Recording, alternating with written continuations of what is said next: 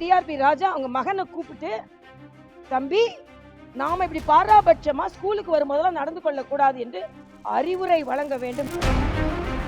அண்ணாமலையிடம் பழக்கம் வாங்குறதுக்கு டிஆர்பி ராஜாவுடைய பையன் மறுத்துட்டு அவர் கையில் இல்லை, இத மாதிரி நிகழ்வுகளை ஒரு நிகழ்வுக்கு அது கவர்னராக இருக்கட்டும், அண்ணாமலையாக இருக்கட்டும், சீஃப் கெஸ்ட்டுன்னு வந்த உடனே அந்த கல்வி நிறுவனங்கள்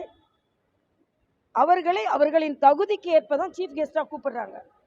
சீஃப் கெஸ்ட்டாக கூப்பிடும் பொழுது அந்த சீஃப் கெஸ்ட்டுக்கு மரியாதை கொடுக்க வேண்டியது அந்த நிகழ்வுகளில் நடைபெறுகின்ற நிகழ்வுகளுக்கும் உரிமை, அதே கடமை, அதே நேரத்தில் அங்கே விருது வாங்குவர்கள் கடமை. தனிப்பட்ட உணர்வுகளை வெளிக்காட்டுவது சரியானது கிடையாது.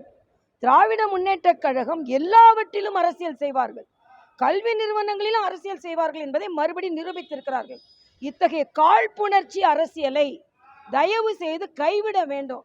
அது அவர் டிஆர்பி ராஜா அவங்க மகனை கூப்பிட்டு, தம்பி நாம் இப்படி பாராபட்சமா ஸ்கூலுக்கு வரும்போதெல்லாம் நடந்து கொள்ளக்கூடாது என்று அறிவுரை வழங்க வேண்டும் என்று நான் கேட்டுக்கொள்கிறேன். எடப்பாடி பழனிசாமி அவங்களுடைய மீட்டிங்ல இந்த ஆம்புலன்ஸ் போறது அது தடுக்கப்படுறது இல்ல அதுக்கு பேஷண்ட் இருக்காங்க இல்ல, அதுல எனக்கு ஆம்புலன்ஸ் போச்சு தான் என்னன்னு அதெல்லாம் பார்க்கல, நான் பார்த்தா நான் சொல்றேன். ட்ரெண்ட ஃப்ரெண்ட் ஆக்கிக்கோங்க. தந்தி டிவியின் சப்ஸ்கிரைபர்ஸ் அண்ட் ஃபாலோவர்ஸ் குடும்பத்துல நீங்களும் இணையுங்க.